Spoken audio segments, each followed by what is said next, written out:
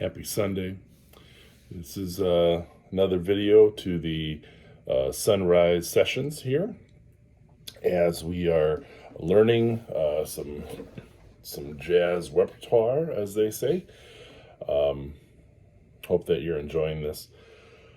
We had gone through some warm-ups and singing of the melody and the bass line and the arpeggios. And as we continue to go and look at that, as we have a bigger stack than we had before, the next couple sections here is make a play along tape. Now, for those uninitiated, a tape is a magnetic reel that is encased in a capsule there that we used to use back in the 60s, 70s, 80s, and 90s, and then things started turning to digital. So we'll do that. We'll go and put that onto either a tape or a digital format, and play through of the melody. And why that's useful is because then you will have another method that you can go and use to go and hear the melody, hear the form, and then something to go and play the changes along to.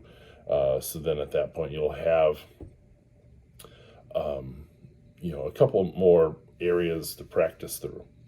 And then we get out some pen and paper if that's how you want to go about doing it, and charting out guide tones, and those are going to be your third and sevenths, and then playing out the scales that apply to your progressions, and then you'll figure out some areas where we have some 2-5-1 areas, and figure out a couple licks that we can start incorporating into those. And those are also not to go and create these rote as soon as you get to this measure 2 of the A section, you incorporate this lick every single time. This is just giving you some more things that you can add to your arsenal of what you play, that you can start putting in. And then, playing a chord every 2 beats with a melody note on top. Now that is a slow process. We don't want to go and be doing that at 140 beats a minute right away. And so, or maybe ever, because that is a hard thing to do. And then 10, playing a chord every 2 beats and changing chords by keeping a common tone between chords, or moving the top voice a half step or a whole step. And that is also a challenge, a great challenge, because what we want to be able to do is go from your just kind of full bar chord format, and then start thinking of those inversions and things that you can go and play, which is what 11 is. Actually 10 and 11 probably could be switched around, so you start playing those inversions, and then when you get to the next one, changing chords and keeping a common tone between those chords, then you are prepared with those inversions, and then stacking the chords in fourths. So I'm going to get into some warm-ups right now, get myself ready to go.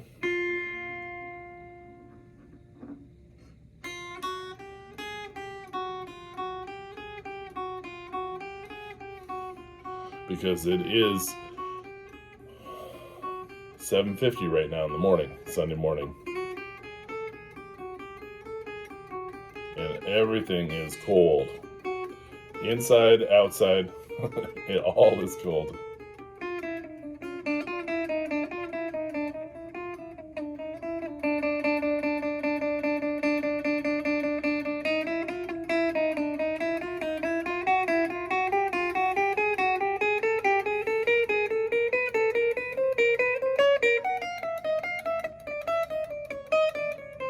Nothing needs to be fast. You're just moving.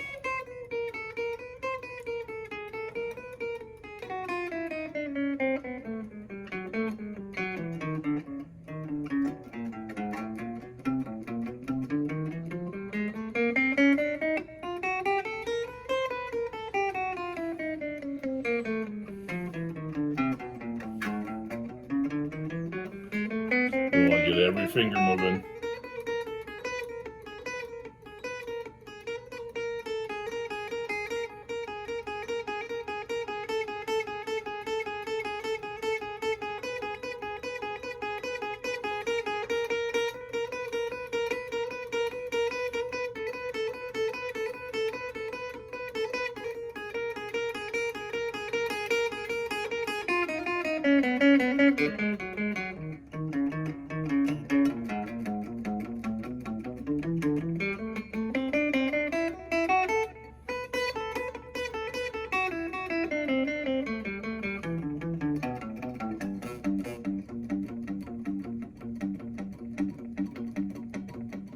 This has very much a surfer beat, right, or a surfer sound right now.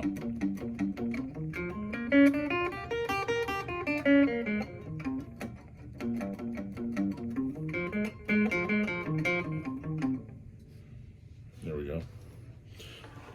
So spend whatever time you want playing those kinds of licks, and that's going to get you going. You know, you can even start going into arpeggios slowly. And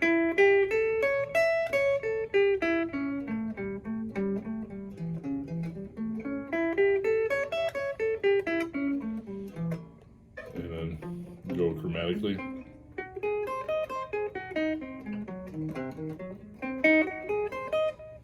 Let me talk to you a little bit about arpeggios. For the longest time, I was completely horrible at those. My fingers did not want to move where they needed to move. It was very much like starting out playing and learning chord shapes and changing on chord shapes. And that was hard, like it is for everybody for the most part. And I would avoid doing arpeggios because it was just something that was really difficult for me. And what I'm working on now is not only just doing the arpeggios, but then also just playing a line and then incorporating smoothly those arpeggios.